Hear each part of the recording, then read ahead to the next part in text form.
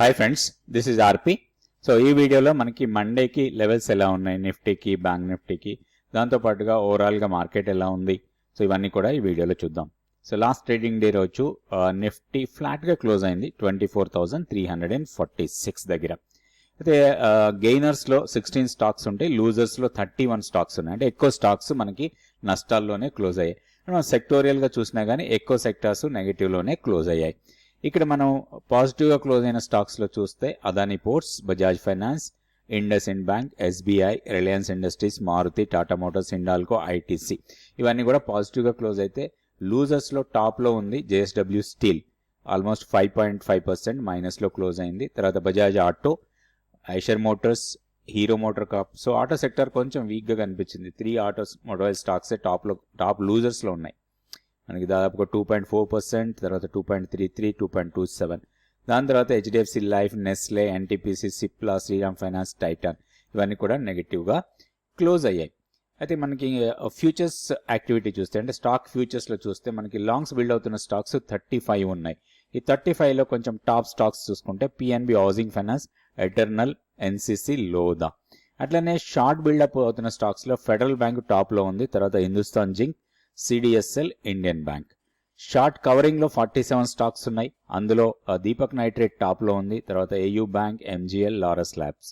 అదేవిధంగా long unwinding stocks చూస్తే 51 స్టాక్స్లో లాంగ్ అన్వైండింగ్ కనబడుతూ ఉంది. దాంట్లో టాప్లో ఉంది జిందాల్ స్టీల్, తర్వాత ఓఎఫ్ఎస్ఎస్, గ్రాసిమ్, తర్వాత టీసీఎస్.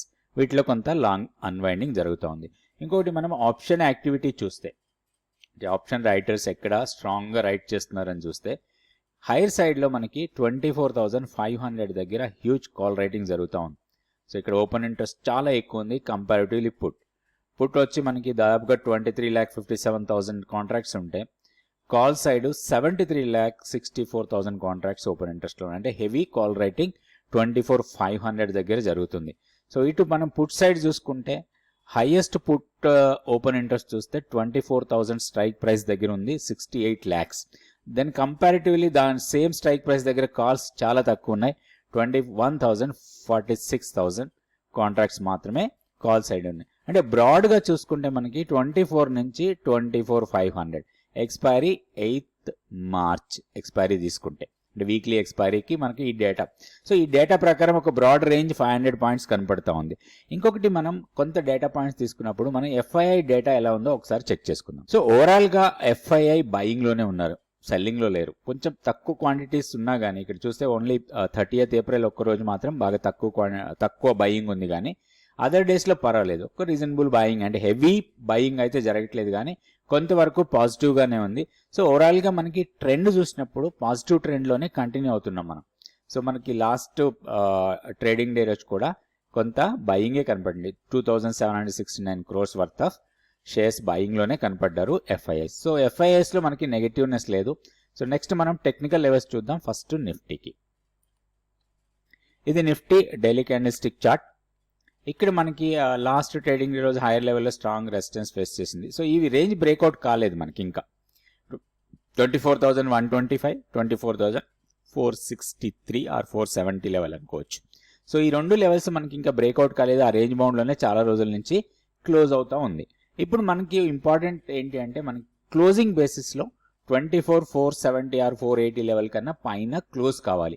అప్పుడు మాత్రం మనం కొంచెం ర్యాలీ ఎక్స్పెక్ట్ చేయొచ్చు టువర్డ్స్ 24,800 అండ్ 25,000 వరకు.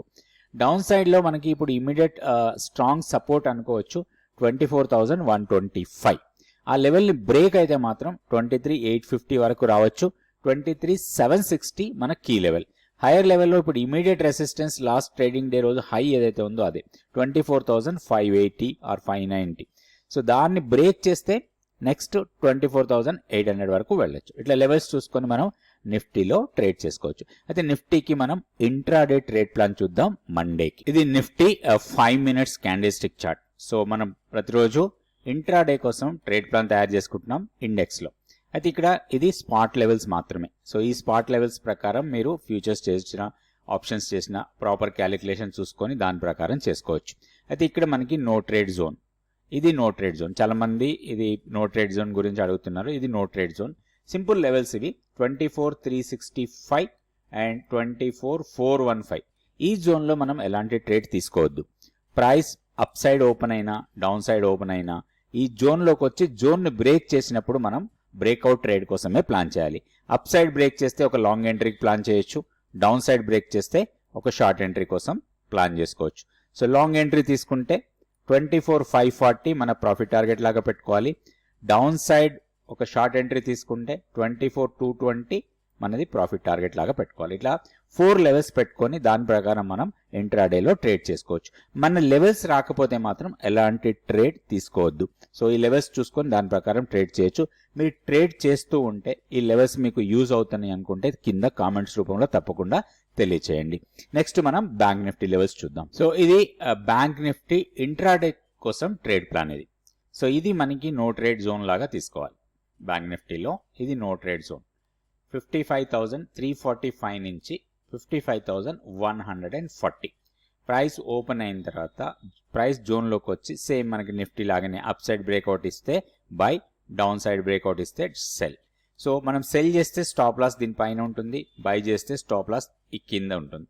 అది ఇక్కడ మనకి బ్యాంక్ నిఫ్టీలో ప్రాఫిట్ టార్గెట్స్ చూస్తే 55,540 ఇన్ కేస్ మనం లాంగ్ ఎంట్రీ తీసుకుంటే, షార్ట్ ఎంట్రీ తీసుకుంటే 54,845.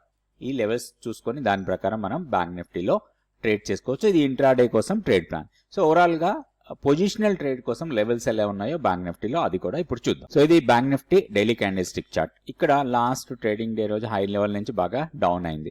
ఇప్పుడు మనకి 55,115 దగ్గర క్లోజ్ అయింది. 55,540, 550 ఫస్ట్ రెసిస్టెన్స్ లాగా ఉంటుంది.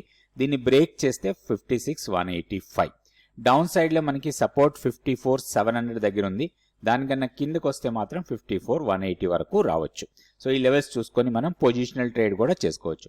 కీ లెవెల్లో ఎలాంటి మార్పు లేదు, 53,610. కీ లెవెల్ కన్నా పైన ఉన్నంత వరకు కూడా పొజిషనల్ ట్రేడింగ్ లో బై అండ్ డిస్ మోడ్ లో ఉండొచ్చు. So thank you so much for watching this video.